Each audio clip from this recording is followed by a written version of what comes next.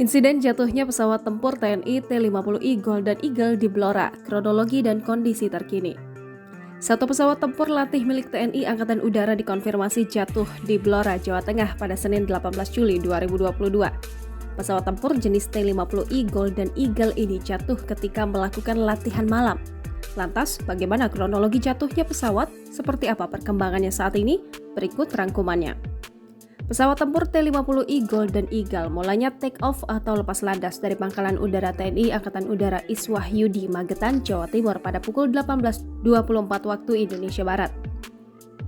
Pesawat milik Skuadron Udara 15 Lanut Iswahyudi itu diterbangkan oleh seorang pilot bernama Letu PNB Alan Safitra Indrawe. Kepala Penerangan Lanut Iswahyudi, Mayor Susyuda Pramono menjelaskan, saat itu Letu PNB Alan Safitra tengah melakukan latihan malam.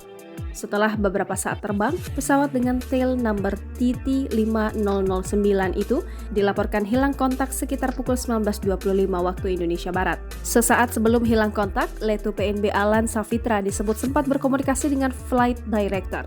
Tak lama, warga geger karena penemuan sebuah pesawat yang diduga jatuh di tengah hutan di Desa Gigil, Kecamatan Keradenan, Kabupaten Blora, Jawa Tengah.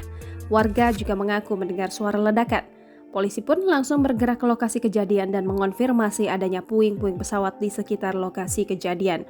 Mengetahui informasi tersebut, tim dari Lanut Iswahyudi juga bergerak menuju lokasi. Tak lama, TNI memastikan bahwa pesawat yang jatuh di Blora itu merupakan pesawat tempur T-50I Golden Eagle yang sebelumnya diterbangkan oleh Letu PNB Alan Safitra. Seketika, tim gabungan TNI dan Polri mengevakuasi puing pesawat.